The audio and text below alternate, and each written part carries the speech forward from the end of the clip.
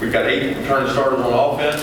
Some of those you could argue are debatable. At certain positions, 3 of our 5 offensive line coming back. That's a big key to our success. We'll be the front, we'll be the line of scrimmage, and we've got to find 8 to 10 players that can play winning football on that offensive line for us to be successful. Obviously, we have some questions and injuries at running back, and we've got a good tight end core and receiving core coming back.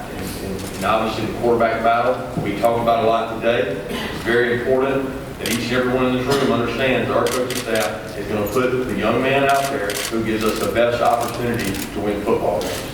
We are devoted to practicing the right way and getting each guy good reps. You know, we went back and looked before I came in the spring. We ended up 30%, 29% of the reps taken.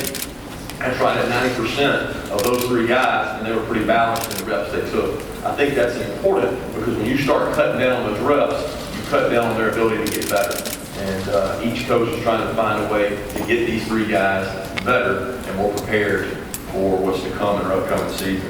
We've got 6 returning starters on defense. Biggest concern for me and our team is the defensive line. We've got to do a great job there. We've got to stay injury-free, and we've got to continue to develop the guys that just got on campus. And if those guys can get better, we can have good depth there.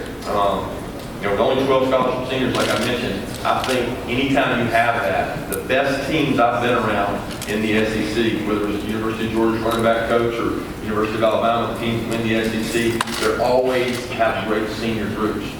Not necessarily quantity, but quality. And I think that's very important when you look at a team. You know, a big part of it is quarterback position. We all know that. But the seniors lead the team, and they kind of determine how you go.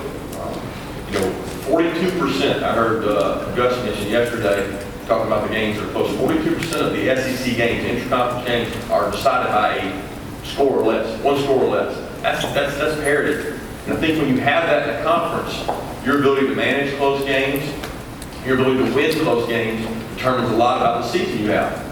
So 42% of the games last year were decided by 1 touchdown or less. Now that's amazing to me. I even looked and had somebody do a stat last night. But in the NFL, where the greatest parity actually is, 51% of the games were decided by 1 score or less. And in the SEC, it's 42. So it's a conference that's very competitive. Week in and week out is really tough. And I think depth is the key to surviving that gauntlet, and staying healthy is a big part of that. And we'll preach that to our players. So it's a big part for us.